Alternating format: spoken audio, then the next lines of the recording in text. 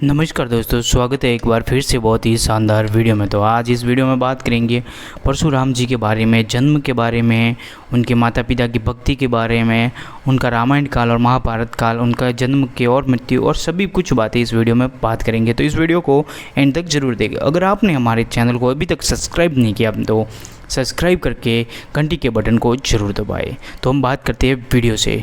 प्राचीन काल में कन्नौज में गादी नाम के एक राजा राज्य करते थे।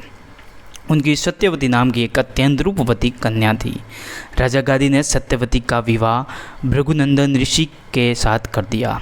सत्यवती के विवाह के पश्चात भृगु ऋषि ने आकर अपनी पुत्र वधू को आशीर्वाद दिया, उससे वर मांगने के लिए कहा। इस पर सत्यवती ने शवशूर को प्रसन्न कर देखकर उनसे अपनी माता के लिए एक पुत्र की याचना की।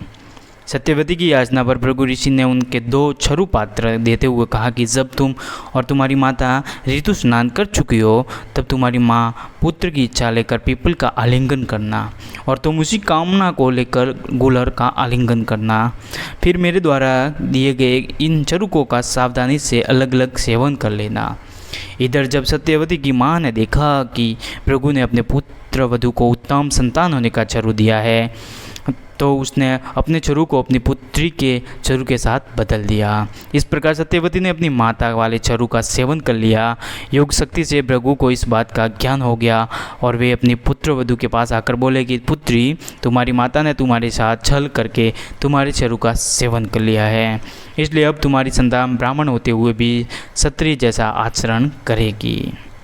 तुम्हारी माता की संतान क्षत्रिय होकर भी ब्राह्मण जैसा आचरण करेगी। इस पर सत्यवती ने भृगु से विनती की कि आप आशीर्वाद दें कि मेरा पुत्र ब्राह्मणी का ही आचरण करे, भले ही मेरा पुत्र क्षत्रिय जैसा आचरण करे। भृगु ने प्रसन्न होकर अपनी विनती स्वीकार कर ली और उस समय आने वाले सत्यवती के गर्भ से जन्मदग्नि का पुत्र जन्म हुआ। जन्मदग्नि अत्यंत तेजस्वी थे। बड़े होने पर उनका विवाह प्रसेनजीत की कन्या रेणुका से हो गया। रेणुका ने उनके 5 पुत्र हुए, जिनमें से नाम थे रुक्मावान, सुखेन, वसु, विश्वनावासन और परशुराम। अब बात करते हैं परशुराम के माता पिता भक्त कैसे थे। श्री भागवत में दृष्टांत है कि गंधर्वराज चित्ररथ को अप्सराओं के साथ विहार करता देख हवन हेतु गंगा तट पर जल लेने गई रेणुका आसक्त हो गई। कुछ देर तक वही रुक गई। हवन काल व्यतीत हो जाने से कुद्र मुनि जमदग्नि ने अपने पत्नी आर्या मर्यादा विरोध आचरण और मानसिक व्यभिचार करने के लिए दंड स्वरूप सभी पुत्रों को माता रेणुका का वध करने की आज्ञा दे दी। अन्य भाइयों द्वारा दुस्साहस न कर पाने पर पिता तपोबल से प्रभावित परशुराम ने उनकी आज्ञा अनुसार माता का चिरोच्छेद और उन्हें बचाने हेतु आगे आए समस्त भाइयों का वध कर डाला। उसके इस कार्य से प्रसन्न जमदग्नि ने उनसे वर मांगने का आग्रह किया तो परशुराम ने सभी को पुनर्जीवित होने का और उनके द्वारा वध किए जाने संबंधी स्मृति नष्ट हो जाने का वर मांगा। कथानक यह है कि हेय वंशाधिपति कार्तवीर्य अर्जुन सहस्त्रार्जुन ने घोर तप द्वारा भगवान दत्तात्रेय को प्रसन्न कर एक सहस्त्र भुजाएं और युद्ध में किसी से पराजित न होने का वर पाया।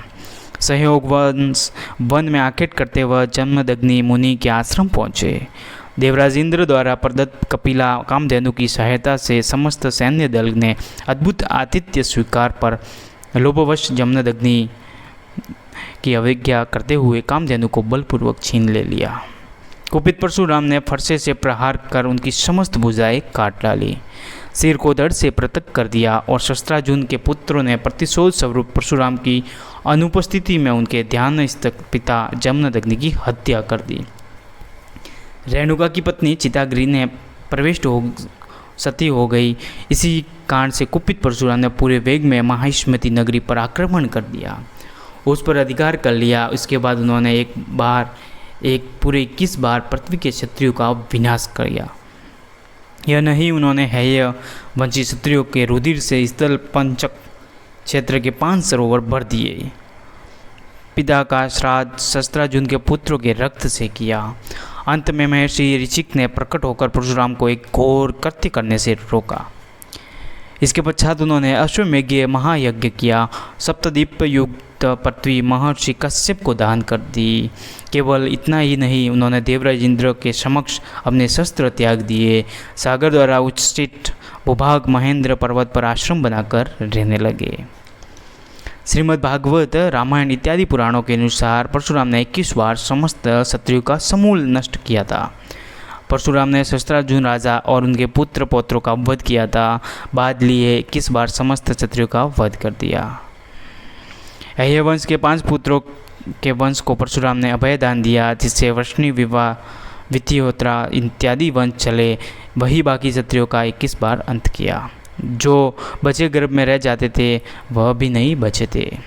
ऋषि वशिष्ठ से सांप का भाजन बनने के कारण सहस्त्रार्जुन की मति मारी गई थी। सहस्त्रार्जुन ने परशुराम के पिता जमदग्नि के आश्रम में एक कपिला कामधेनु गाय को देखा। उसे पाने की लालसा से वह कामधेनु को बलपूर्वक आश्रम ले गया। जब परशुराम को यह बात का पता चली तो उन्होंने पिता के समान खातिर कामधेनु वापस लाने की सोची।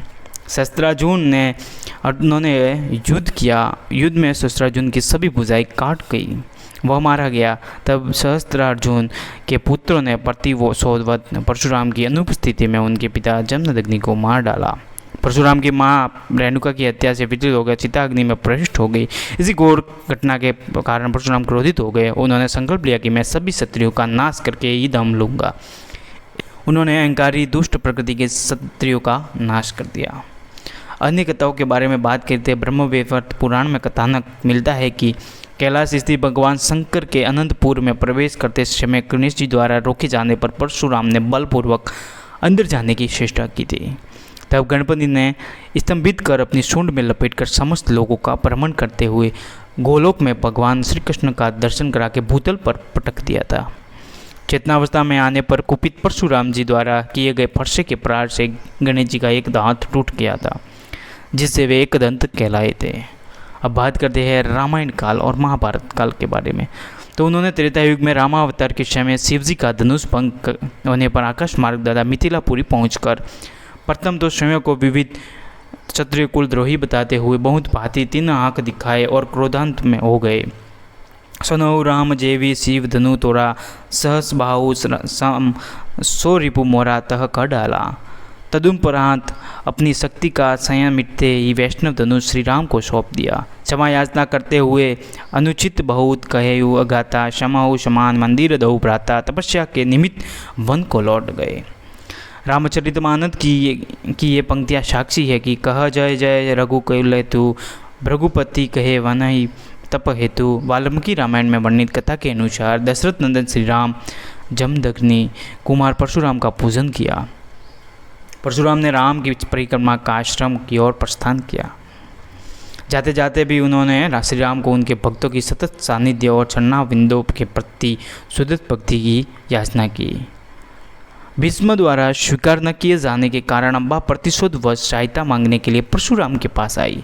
तब सहायता का आश्वासन देते हुए उन्होंने भीष्म को युद्ध के लिए ललकारा।